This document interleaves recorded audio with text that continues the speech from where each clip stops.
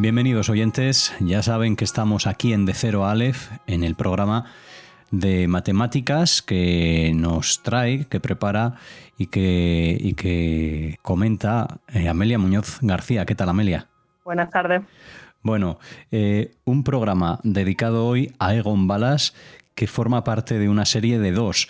Este es el primero de ellos, la primera parte dedicada a este matemático en un periodo, vamos a llamar prematemático. Dejaremos para la segunda parte ese desarrollo de esta disciplina, Amelia. Pues sí, en efecto, él es matemático y economista judío, rumano, y destaca por sus contribuciones en particular en investigación operativa. Tiene una vida muy interesante, va a ser miembro del Partido Comunista Húngaro, lo cual le va a traer a la vez fortuna y en ocasiones literalmente tortura. Va a ser víctima de las purgas post-estalinistas, se pone en marcha para emigrar cuando ve que la situación no está demasiado bien, acaba en Estados Unidos, a donde llega en 1967, y él va a llegar allí como profesor de la Universidad Carnegie Mellon de Pittsburgh, y ya se queda en Estados Unidos. Con respecto a un poco de las matemáticas de él va a destacar pues, por el descubrimiento en 1963 del algoritmo aditivo, y en el 74 él inventa un método llamado programación disyuntiva, que al principio no va a gustar mucho en investigación operativa, pero va a acabar revolucionando las técnicas de programación. Él va a entrar en el mundillo matemático bastante tarde en la vida, después de caer en desgracia dentro del Partido Comunista Rumano. Va a aprender por su cuenta, lo cual es una constante, porque mucho de lo que él aprende va a ser de manera autodidacta. Sin embargo, va a acabar obteniendo el doctorado en París en 1968. Pues vayamos a creer que no tiene un agarre fuerte en las matemáticas. Y bueno, él comienza aplicando sus conocimientos para el Ministerio de Silvicultura, que era donde estaba trabajando cuando empieza a interesarse, y un poco lo que le lleva a estudiar esto. La teoría de programación disyuntiva de Balas se centra sobre todo en resolver problemas de optimización que pasa por toma de decisiones con respuestas excluyentes. Es decir, tiene varias opciones, pero solamente puede elegir una en cada situación. Yo lo he visto también referido como problema 0-1.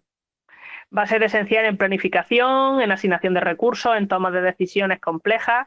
Y bueno, él, como decíamos, demuestra un par de teoremas de importancia en el 74, intenta publicar el artículo al respecto que ha escrito, no pasa el corte por no considerarse lo suficientemente importante, y 24 años después, por fin, se ve la trascendencia que tiene y se lo publican. Pero como decíamos al principio, esto es muy lejano en el tiempo. Nosotros nos íbamos a concentrar sobre todo al principio de su vida en este primer programa, y eso es porque bueno, él vive entre 1922 y 2019 y su vida es cuanto menos intensa. Él nace en el seno de una familia judía en Cluj, en Rumanía. Cuando nace, Transilvania, de la cual Cluj es capital, formaba parte del Imperio Austrohúngaro.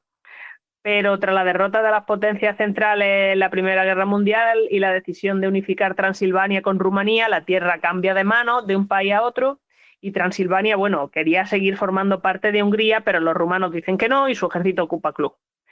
Pero en 1940 se firma el Dictado de Viena y el norte de Transilvania es cedida a Hungría. En marzo del 44 las tropas nazis ocupan Cluj, improvisan un gueto a donde trasladan a más de 16.000 judíos, y la inmensa mayoría van a ser trasladados después a Auschwitz con consecuencias previsibles. ¿Por qué les cuento todo esto? Bueno, pues porque esto va a influir totalmente en el comienzo de la vida de Egon. Él nace un poquito después de la anexión a Rumanía de Transilvania, por lo que él se va a considerar un judío húngaro de Rumanía, judío de nacimiento, de sangre y de ADN, dice él además en una entrevista, y se encuentra que tras la anexión de Transilvania del norte a Hungría, por ser judío, ya no puede continuar su estudio. Él había acabado el instituto, pero él no puede entrar a la Universidad de Cluj a estudiar física, que era lo que a él le interesaba en aquel momento. Entonces, un poco como forma de resistencia, ¿no?, decide unirse al Partido Comunista Húngaro y se hace peón de fábrica. Él va a trabajar de herrero, de tornero, y además se va a unir a un sindicato. Esto en 1942.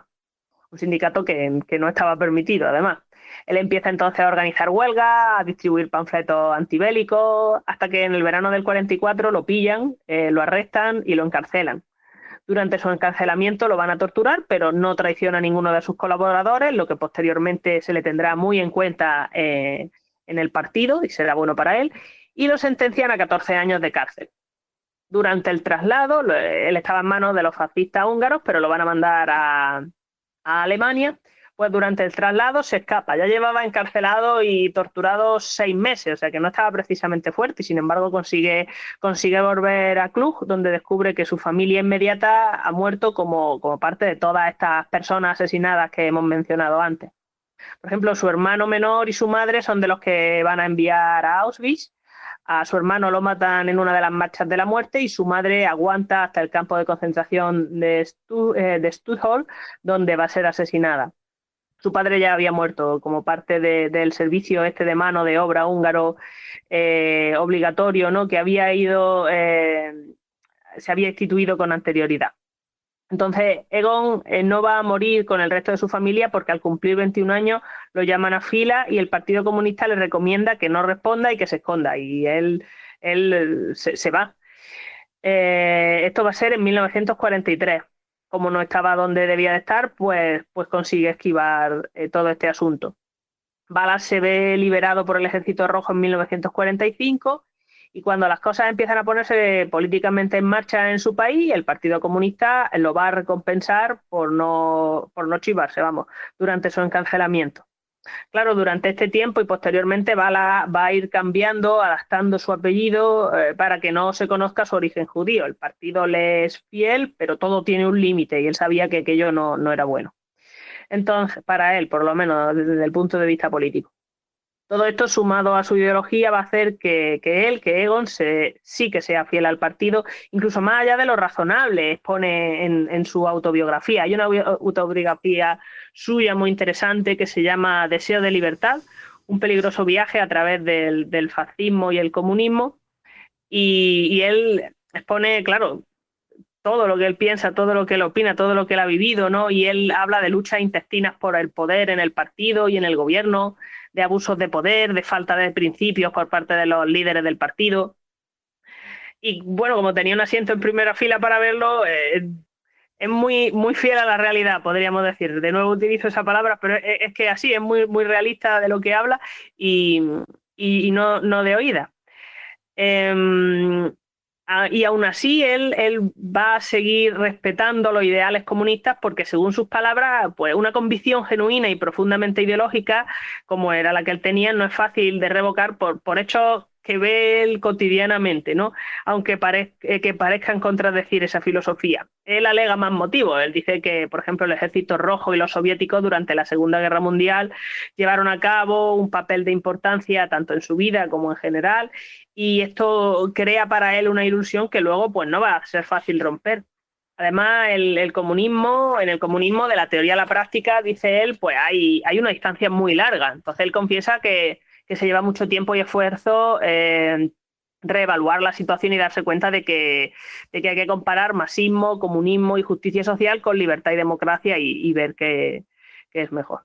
Pero bueno, me estoy adelantando mucho. Yo iba porque en 1946, cuando se reconstruye el país gobernado por una asamblea nacional, que era básicamente comunista o socialista, a él se lo va a premiar. Recordemos que Egon formaba parte del partido desde antes de la guerra y ya no solo ha vuelto a ellos con honores, sino que el partido no está en la clandestinidad, entonces no tienen que andarse con los miramientos previos. Pronto le van a dar un cargo importante. Mientras tanto, se beneficia de una ley que le permite volver a estudiar con un programa acelerado en el que en ocasiones puede hasta presentarse a exámenes sin ir a los cursos, y él se enrola en la Universidad de Bolyai en el Departamento de Economía. Él considera que puesto a estudiar eso era lo más razonable, porque lo que iban a hacer ahora era reconstruir su país y era fundamental tener una base económica buena, firme, científicas, podríamos decir, que ayudaran a propulsar la economía. Él va a ser autodidacta, él ya había empezado a empollarse los 3 volúmenes del Capital de Marx, que eran el núcleo de la carrera, y según él todo lo demás, contabilidad, finanzas, ley, era fácil en comparación. Va a emplear el periodo 1946-49 en completar los estudios y este tiempo lo va a emplear entre Cluj y Bucarest, porque va a compaginar su trabajo para el partido con su estudio. En noviembre del 47 lo transfieren a la sección agraria del Comité Cultural del partido, del Comité Central del partido, donde va a conocer, por ejemplo, a Ceausescu de pasada, el que va a terminar siendo primer ministro de Rumanía, aunque bueno, no que va a quedarse allí mucho tiempo, porque cuando el rey se ve obligado a abdicar y Rumanía se declara República Popular, pues se llevan a cabo una serie de limpiezas importantes de embajadas, de ministerios, y van a nombrar nuevos a todos los cargos que se consideren ocupados por personal afín a partidos burgueses, es decir, todos los cargos que había. Como resultado, van a empezar a buscar gente nueva, y Balas, que habla francés, inglés, alemán, se le considera economista experto, porque aunque aún no está titulado cuando esto sucede, ya ha dado conferencias sobre política económica marxista. Pues bueno, él pasa primero al Ministerio de Exteriores y de ahí van a nombrarlo secretario de la legación diplomática en Londres. Una legación puede no ser una oficina tan importante como una embajada, es una representación diplomática de menor nivel, pero Egon con 26 años era el diplomático más joven, y la de Londres para Rumanía era la segunda representación extranjera más importante que tenían. O sea que va a subir a la palestra, podríamos decir, catapultado en poco tiempo. Aquí se produce uno de estos cambios de nomenclatura de apellido que comentábamos antes, de Balas a Balas. Es decir, de acabar su nombre en ZS lo acaba en S con cedilla, porque lo que va a hacer es transformarlo de un poco la versión húngara a una versión más rumana. Él va a llegar a Londres en 1949 y va a llegar allí ya con su esposa, que conoce en el 46 y con quien se casa poco después. Esta mujer había sobrevivido a Auschwitz y junto con Balas, porque están casados del orden de 70 años, va a sobrevivir a muchas otras cosas, no tan terribles, pero a muchas otras cosas. Sin embargo, esto ya lo veremos en la siguiente parte del episodio vital de este hombre. Sí, porque recordamos aquí que esta es la primera parte dedicada a la vida principalmente de Egon Balas, este matemático afiliado al partido, como nos decía Amelia, todo este entramado soviético de mediados del siglo XX, que continuará en una segunda parte ya más centrada en su vida y dedicada a lo que es la matemática, ¿no? Sí, en efecto. Muy bien, Amelia, pues gracias por esta primera parte dedicada a Egon Balas.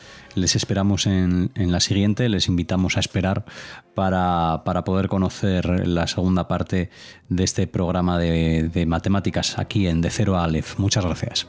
Gracias a ustedes.